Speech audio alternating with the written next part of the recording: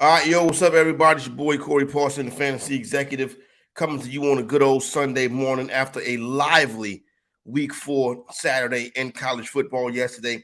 Really the first time I've come on this season to give some thoughts on the college, some post thoughts, on the college football slate. Obviously, I think yesterday was the first big Saturday in college football this year, and it did not disappoint. Got some big matchups, got a lot of personalities, some controversies and things like that. So let's go ahead and hop right into it as the coaches was on fire this week. And I got to give a shout out to Oregon coach Dan Lanning. Fantastic job yesterday with the Oregon Ducks, just coming over there and mopping up and dragging Colorado and Coach Prime and Shador and Deion Sanders and the whole crew, America's favorite college football team right now. Listen, the bottom line of the matter is this. Oregon is a big-time college football team. They are national championship contenders every year. They are a program. And when they get a chance to step on and mop up little brother, especially when little brother runs his mouth like Coach Prime in Colorado does, that's exactly what happened yesterday. Shout out to Bo Nix, Heisman Trophy candidate. He was fantastic. That Oregon defensive line was ready to go. That crowd was rocking. Coach Lanning had the great comments in the pregame. I love the line. The game ain't played in Hollywood, it's played on grass. 100% correct. Now, there'd be people out there saying, people couldn't wait to start hating on Coach Prime. Do y'all really think that Deion Sanders should be allowed to just walk around, talk trash to everybody, and nobody respond to him? This is competitive. This is college football. These coaches, these players are not here to kiss the butts of the Colorado Buffaloes. Nah, they got some action too. They want to play too. They want to prove their worth as well. These guys want to coach their teams as well. So, yeah, I don't really think it's anything all too personal, even though Coach Prime is going to play it up and, I kept receipts and going to talk to his guys about it. Well, first of all, Oregon's going to the Big Ten next year, so there's no chance. There's a good chance you probably won't see them. But listen, it's not a bad thing for Colorado. Not at all. Listen, they came into that game as 21-point dogs. They're 3-0. They came into the season with a win total of 4. They'll pass that. They'll make a bowl game. Everything I said that they would do back in the spring, be a 6-7 bowl win team, will happen. So this right here in a tough Pac-12, a bit of a setback for Coach Prime in Colorado. But the truth of the matter is this. They wasn't going to go undefeated Pac-12 national champions. There's very good teams in the Pac-12. There's going to be some more losses coming down the pipe for Coach Prime and that crew. It's not just going to be every week, everybody dancing and singing and they rolling along, knocking teams out. It don't go down like that. Don't get me wrong. I love Prime. I think he's going to do a great job. I was the one who said he was going to change college football coaching, and that's still going to be true. And listen, you do see him changing college football coaching. We've never heard Dan Lanning talk like that. I'm going to get to Ryan Day a little bit later on. We never really heard him talk like that. It's fun. It's exciting. That's why Coach Prime makes it great. But when he loses and people criticize him, we don't need everybody, oh my God, they hating on Coach Prime. They couldn't wait to hate on Coach Prime. No, he can't sit up there and talk about them people and then not clap back when they beat his ass. So don't worry about that. The whole Coach Prime clout-chasing thing the past couple of weeks has really not sat well with me.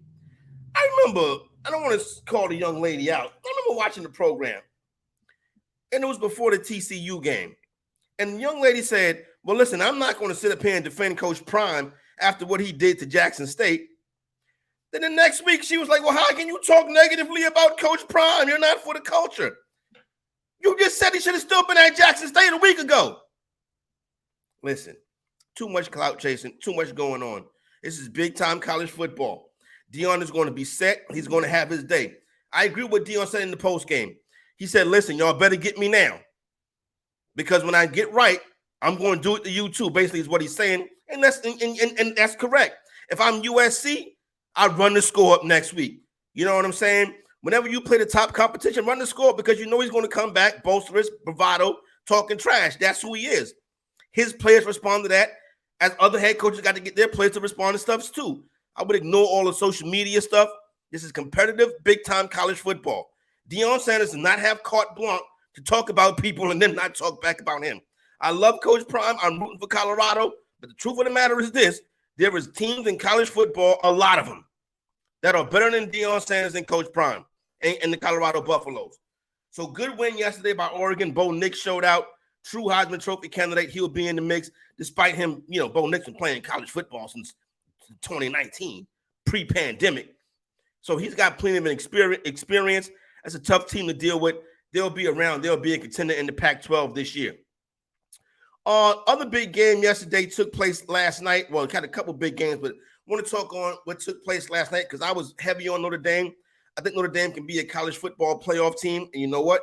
I still think they can make it there because the schedule still has some pieces where they can get a couple of wins and hopefully put this loss behind them. But I got to start out this game. I give it out a shout out to Ohio State wide receiver Emeka Egbuka. 7 catches for 96 yards. It seemed like all 7 catches came on third down. Whenever Notre Dame needed to make a big play, whenever Ohio State needed a big play, they went to Emeka Egbuka. He was fantastic. He played a better job than Marvin Harrison Jr., who got banged up last night. But Emeka, he just got the job done. Notre Dame had no answers for him. When Ohio State needed a play, Egbuka was there making a play. He was fantastic. I'm sure his draft stock soared last night. Great game from him. Now, let's get to some of the controversies in this game. And I want to start with Marcus Freeman because I have talked very positively and highly about Coach Freeman. I think he's a fantastic coach. I thought he turned his team around last year, did a great job. And like I said, I thought he had a team that he could take to the college football playoff this year, and that still could be done. But he's got to make better decisions. Late in that game, on that last drive, when he played with only 10 players on the field because he didn't draw a penalty, that was a bad decision. In the post game, he said to me, it was like, hey, don't give him another opportunity to get set on and try to make a different call, right? Hey, guys, stay off the field. Let's not give him a freebie from the half-yard line. Let's try to stop them, despite only having 10 players on the field. If you're going to stop a championship opponent like Ohio State, call the timeout. Yeah, you may move a little bit closer if the penalty is called. If the penalty is called, you can't get the play on the field. They move a half inch closer. But you still got another body on the field to stop Ohio State, who is not some little children of the poor school. You cannot play them 10 on 11. It doesn't make any sense. So I thought that was a bad idea right there. Thought that was a bad move right there. That seemed like Marcus Freeman was not big enough for the moment in that spot. I'm going to give him a pass on this one, but he needs better in-game management coming down the stretch of these games. That was a very winnable game for Notre Dame yesterday, and unfortunately, they did not get the job done. So Ohio State gets the win.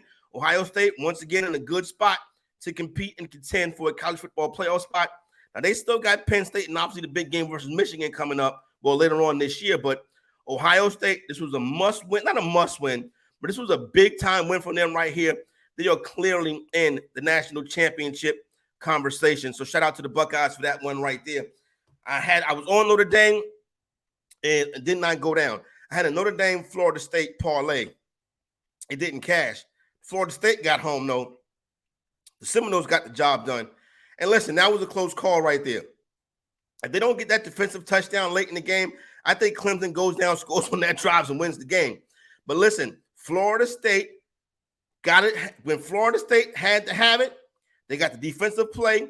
And then listen, Jordan Travis was not great yesterday, but what he was able to do in the fourth quarter and that overtime, getting some drives going in the second half, particularly in overtime, driving them down that field and getting that touchdown.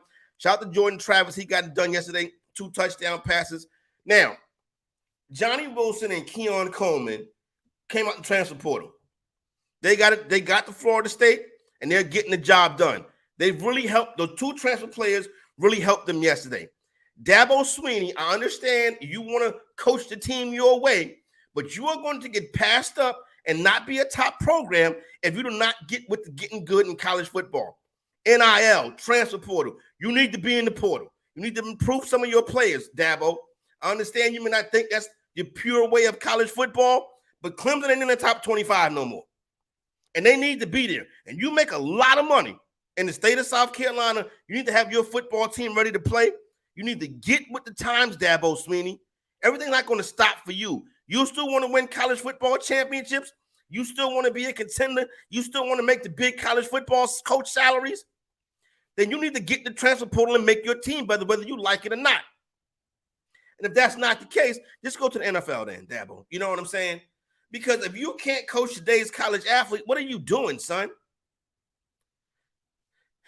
Good game from Florida State, though, yesterday. They was able to get it done. A big mental victory for Florida State because, see, Florida State is clearly better than Clemson. The problem is going into Death Valley and winning a game versus a team that's beat you 7 times in a row.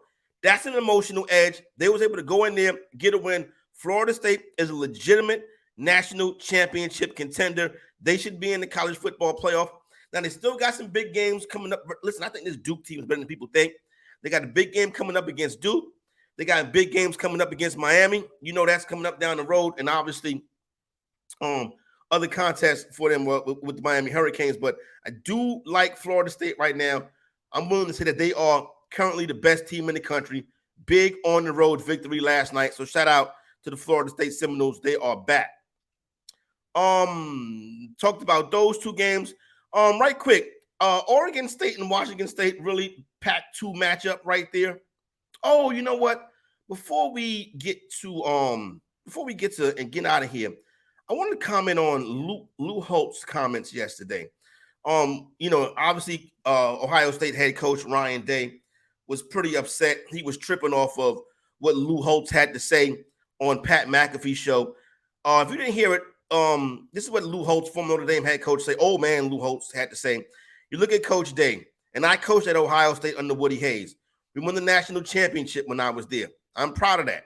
However, that's when you know he's about to drop some shit. He has a loss to Alabama, Georgia, Clemson, Michigan twice. All true. And everybody that beats him does so because they're more physical than Ohio State. And I think Notre Dame will take the same approach. That almost happened yesterday. You do know that. Marcus Freeman was not the more physical coach down the stretch yesterday because he played with one less player. But everything Holt said about Ohio State and Ryan Day was correct. And I understand that Ryan Day was butthurt about it. Truth of the matter is this, dog. It all is true. It all happened. Good win yesterday. Celebrate with your guys. I get it. And continue to go on. Penn State's going to be a monster, though. And you know you got to beat Michigan at some point. So Ohio State, good job yesterday. But, I still see where that could have been a disaster. And listen, the bottom line of the matter is Lou Hotls was right. But, hey, shout out to the Buckeyes. They got the win yesterday. Get ready to close out and get into before I get out of here. Alabama, big win over Ole Miss. Jalen Milroe made the plays when he needed to make the plays. I think he should continue as Alabama's starting quarterback. Listen, Alabama is still going to fight. They're still going to be in this thing. Do not write off Nick Saban. It's a good chance he's in the SEC championship game again. But that game versus LSU is really going to tell the tale for those 2 teams this season. The winner of that game will more than likely go on and be a contender in the SEC, or at least play an SEC championship game. They may just be fodder for Georgia at that point, but they're going to be there. They're going to be there down the stretch. The winner of Alabama LSU is going to be a team that's going to be in contention unless these teams start taking losses before then, which I think which we've seen that they're good enough to beat their in conference rivals. You know what I'm saying? And still rise to the top. It should be LSU and Alabama. And the winner of that game will likely play in the SEC championship game. And that would make that team a college football playoff contender. Milroe has his moments, but he was able to get the job done at home yesterday. Obviously, when they do play LSU, that game is going to be in Tuscaloosa as well. So, listen, Alabama's there. LSU is there. Both these teams, despite losses. So, I expect both of these teams to pull it together and still be in contention as we come down the stretch of this season. Now, my Heisman Trophy rankings as of right now, I'm going on FanDuel Sportsbook odds. My top contender is USC quarterback Caleb Williams at plus 420. Right now, the guy with the shortest odds is Washington quarterback Michael Penix Jr. at plus 380. These Pac-12 games are really going to decide who wins the Heisman Trophy this year because Williams and Penix Jr. are both squarely in the mix. Quinn Ewers still there, Texas quarterback at 5-1. And you still got Jaden Daniels at 16-1. But I want to talk about Washington State quarterback Cameron Ward. If you're not familiar with this guy, son can flat out play. And he has been phenomenal this season. Completing about 75% of his passes. He has over 1,300 yards, 9.8 a clip on his passing attempt, 13 touchdowns, no interceptions. This kid is a legit big-time college football quarterback. Right now, he's down there at 33-1.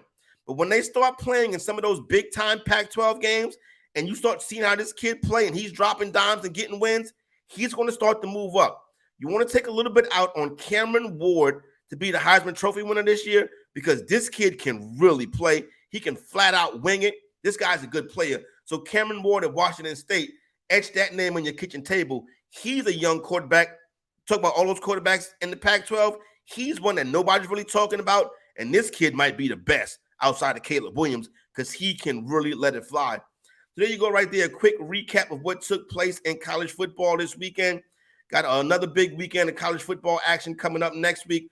Some of the games that we're going to be looking at on next week's schedule, we get ready to break down throughout the course of the week, and we'll have wages for you on those contests. Let me make sure I get to the right week right here. I want to make sure I get you all squared away. Obviously, that big noon kickoff for USC and Colorado is going to be a big one. USC will be double-digit favorites on the road. Florida and Kentucky is going to be an interesting game as well. Florida trying to get back into the mix. They got to go to Kentucky, but that's a tough place. But we'll see how that one plays out. Texas A&M and Arkansas, they play in the big bowl, in the big stadium in Jerry's World in Dallas. You got Georgia and Auburn next week. Georgia going on the road for SEC matchup. Like I said, I don't think Georgia goes undefeated in the SEC this year. So that's one. Texas and Kansas, Big 12 stuff. LSU and Ole Miss at night next week. Jaden Daniels taking his LSU Tigers in there. That should be a good one. See if Lane Kiffin can get a win over one of the big dogs in the SEC. Oregon is at Stanford. They'll blow them out. Yes, Notre Dame and Duke is going to be interesting next week. Duke looks to bounce back. They go on the road to a tough Notre Dame team. I'm going to have eyes on that one. And obviously, Tennessee will look for revenge versus South Carolina after the Gamecocks kind of ruined their college football playoff hopes last year. Now the Gamecocks go into Rocky Top next Saturday, SEC game at night at Neyland Stadium. You see if the Gamecocks can get that win, get into the top 25. Tennessee obviously going to be looking for revenge in that spot right there. Then also next week, Alabama travels to Mississippi State. We'll see if Jalen Milroe and Alabama can keep the good times rolling. All right, this is your boy Corey Parson, the Fantasy Exec. Don't forget to hit that subscribe button. Thanks for rocking and rolling with the kid. We will see you next week.